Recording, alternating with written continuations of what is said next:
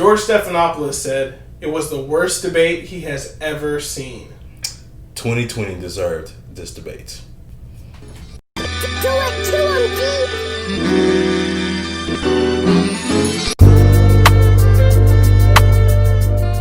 right, guys, welcome back to Relatively Conscious. My name is Tony Brown. Irvin Bryant. It's going to do a little more laid back, candid response to the debate. Try to get this out quickly. You know how it's laid back because the hats are backwards. Exactly. The vape is out. Yeah. Okay, so winners and losers, bam. Biden wins in my book, and dare I say, hands down. Losers, all of us. We've all lost because of this experience. This is accurate. So Biden win. Okay, so I think that the winner is very much contingent not on what the American people saw, but how it's framed. By whom? This is why I hate media critiques. Many times feels like they aid Trump. Any way you critique the media, it feels like they're aiding Trump, right? Or you sound like the far left or the left saying, right.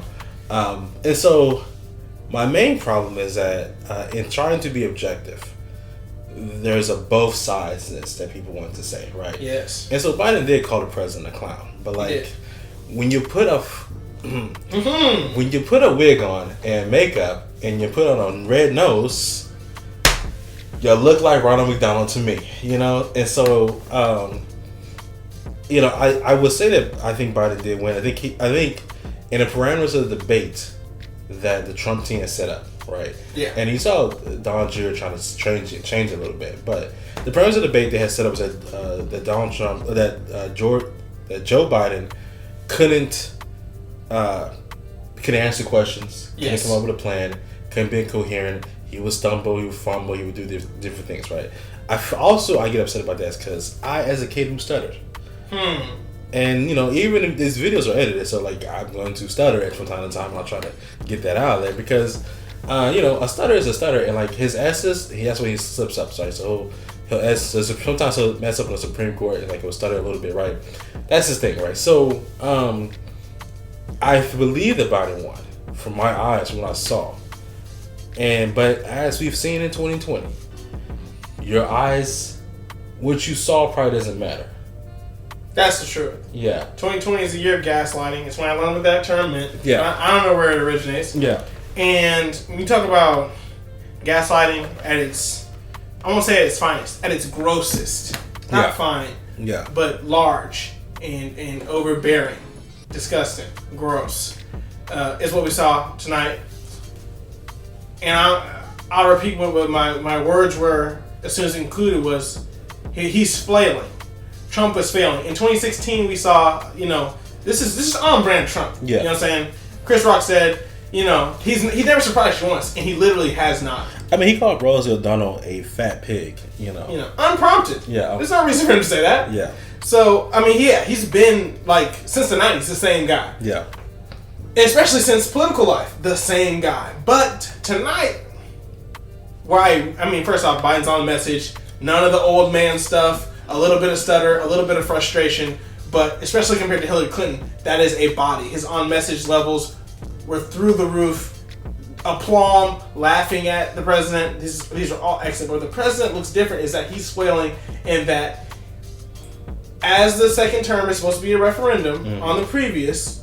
This is just, how American politics go. Okay, we've done what we did. You appreciate that. There are improvements to be made. I will improve on them. And the other guy won't improve on them.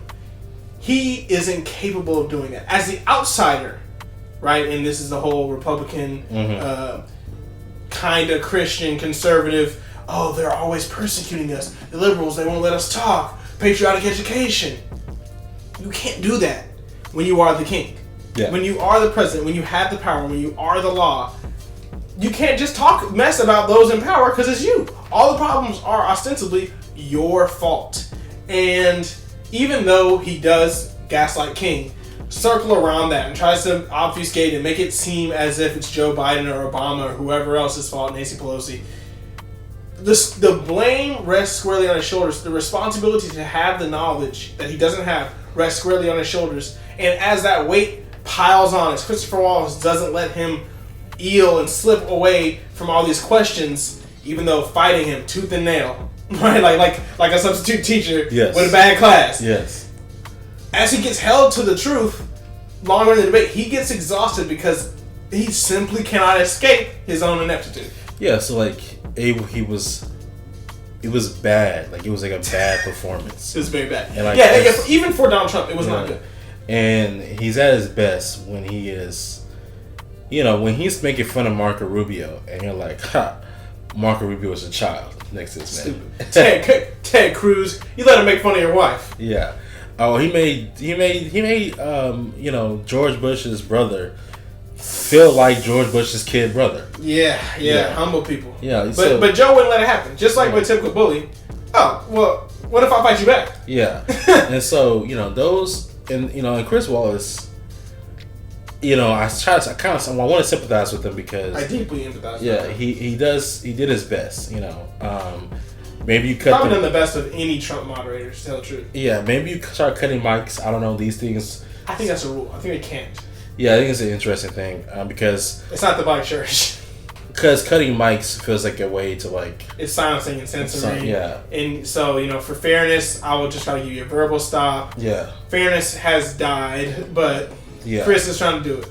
And so but my main thing and why I feel so distressed and anxious right now is that the debate felt as if it was a wash. That people, I don't know, because people watched it. Yes, they did. How far did they get into it? You and I are political junkies. Right? Yes. So we watched this in the house that I was raised in with my parents. Okay. My dad, he got work tomorrow. He said, "You know what? I'm 30 minutes in. I can't believe I made it 30 minutes." He said he was going to watch for the first piece of nonsense.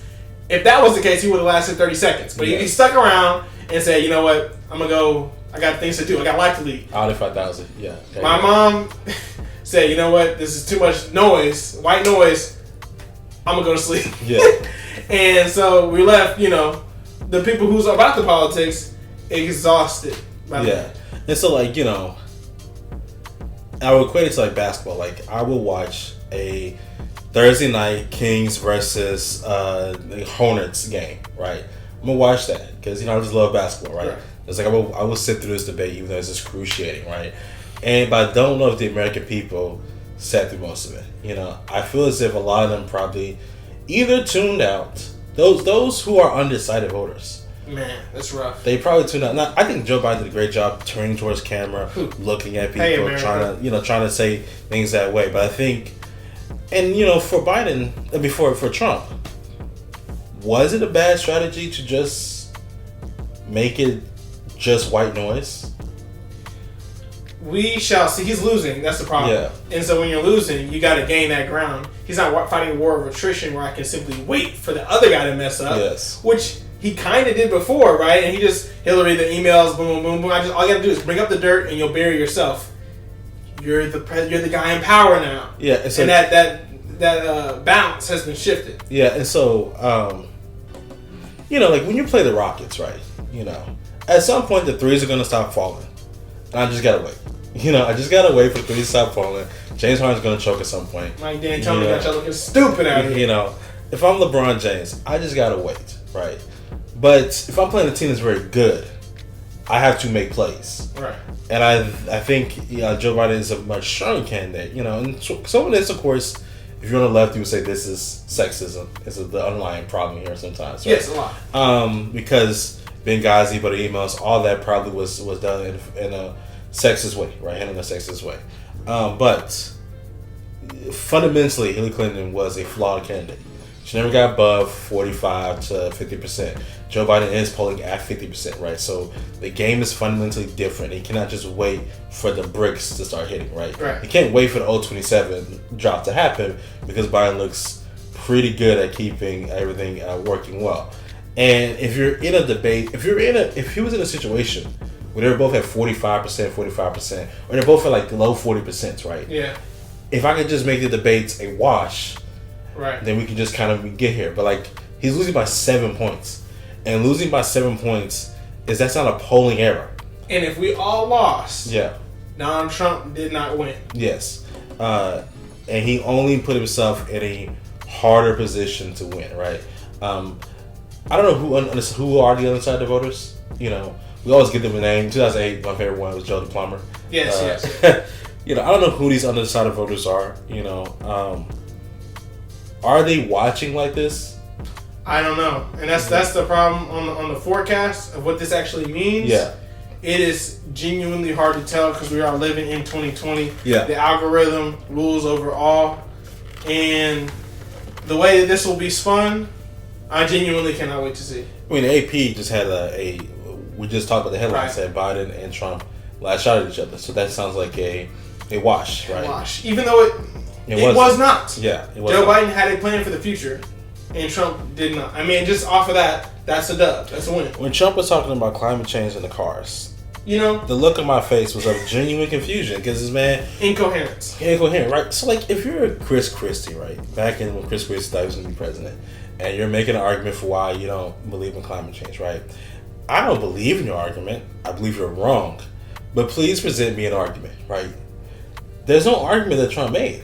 It didn't make sense. It's like the forests have leaves, and they're not raking the leaves. Y'all got all the Mexicans over there, and ain't nobody raking no leaves. You know, the racism jumped out. They said, "Oh, you won't condemn white supremacy." He said, "Well, what do you want me to condemn?" They're like, "White supremacy. Just do it." All right, but let me tell you about these riots. Nothing was answered. Nothing was proven.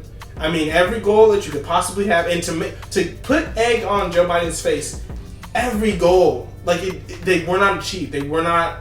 He failed. Yeah. Trump failed, and he's the one who ends up looking flustered. Yeah, he looked out of his element. He looked as if he was just spewing the stuff from Fox News.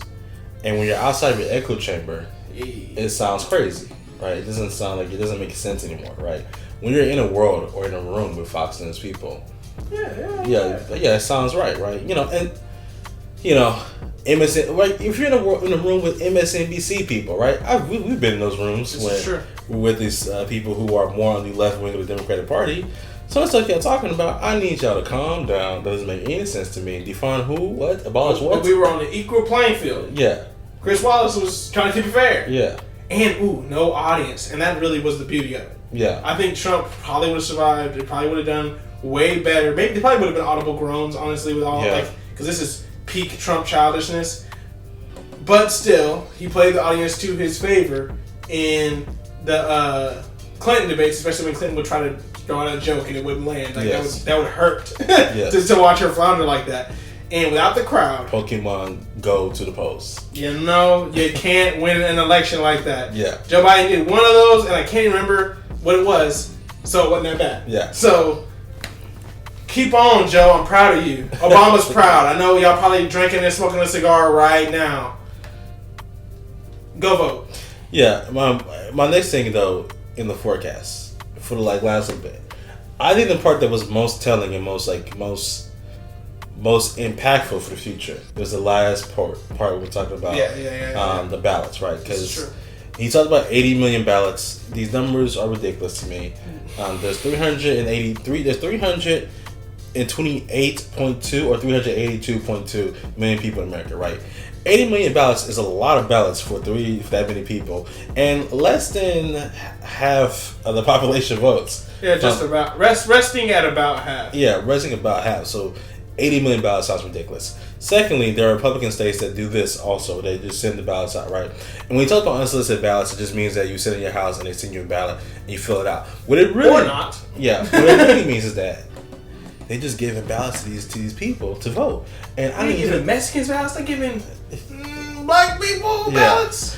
And I need for it to be hard for you to vote. I need you to do that. You know, I need you to put work into the process. Yeah, and so I can't exclude you if you put the tools in their hands. Yeah. You know, poll watchers sounded very much akin to like back in the day when you would go vote, and then you know there's some person up there, you know, a white dude up there with a shotgun talking about you coming to vote today, boy. That's what that sounds like to me. You know, classic voter intimidation. You know, I don't want. You know, I want to be more centralist, right, about this issue. But this is the stuff that he said at the end really felt like a push on democracy, right? That our democracy is already fragile. It's an experiment. It's a fragile experiment. And then you, from the pulpit of the presidency, start telling people that it's okay to intimidate voters, that the ballots aren't right. I'm not going to transition. This is all wrong, right? I genuinely am scared for not so much like will we have democracy afterwards, right? But for the strength of the democracy. Because, put it this way, and the last little thing, right? Right now, I think our democracy will take a huge hit. But the thing about it is that the way many democracies fall, or many countries turn into fascist, things like that, is that it takes a huge hit. But right now, there's some kid in their crib who's going to be the person who's going to actually mess it up. So it takes a hit now, but someone later on will actually do the most damage. I don't believe Donald Trump is that Machiavellian, that charismatic to do that thing, right? But there's some little McConnell out there watching this who may become president and mess this all up, So I believe democracy is a fragile thing, and then him from that pulpit doing that, it's a serious issue. Would George Bush ever do anything like that? This is never. Yeah, would Ronald Reagan ever do anything like that? I mean, these guys are bad. Yeah. But not like this. Yeah. I mean, even Richard Nixon didn't pay his taxes, right? He did not. Richard Nixon was like, I'm going to release my taxes, and the American people can decide whether or not I'm a crook. That's hilarious. But, I mean, even Richard Nixon wasn't like... You gotta be, look, if I'm going to do dirt, I'm going to be bold. I'm not going to do dirt. I'm going to let you know, look. I'll be stealing. But here we are. Yeah, and so, this is a really interesting thing. I really fear. And that's my takeaway. Oh, wow. My takeaway is, I think the debates are watched. I don't know who won technically. But I think Biden won on a debate, like on debating as a debater. Biden won. Like how it be framed in American media, I feel like it's gonna come out as a wash. But I'm genuinely am fearful because Donald Trump is not the best presenter of those arguments. But if he gave those arguments today about how the election is just going to be stolen, there are other people who are lawyers who come up with ways to write that into the law, or to argue that with the law. Right. And that's what we should be afraid of. What's your main takeaway? You put it in a word. I mean, Joe said it. It's really in your hands, and I mean, it's with the grim image like that. Yeah. It's like, yo. It just has to happen. Yeah. You just have to elect somebody. I mean, you just have to. Yeah. You have to elect somebody else. You gotta go vote. You really have to. Like, that's for real. I don't want to hear any of these like voting don't do nothing, but what Joe gonna do become president. All that is clownery to me. I think I might come to blows with the next person. When Corona's over, people are getting fought. If you come to me talking about pyramids and Kemet and why we don't need to vote, please miss me with it. Not all skin folks are kin folks, and you're not my kin folk if you're telling black people not to vote. You heard him. Vote for whoever you feel like you want to vote for. I don't care. I think you dumb, but I don't care. It's like if you choose wrong, you chose wrong. But hey, at least you try. At least you try. But don't be out here telling people not to vote. Go do your thing. That's what we have democracy for. This has been Relatively Conscious, the Kind of Woke podcast. Follow us on social media at Kind of Woke. This is more candid, but we'll be back with some more episodes. My name is Tony Brown. Irvin Bryant. Peace. Do it to him,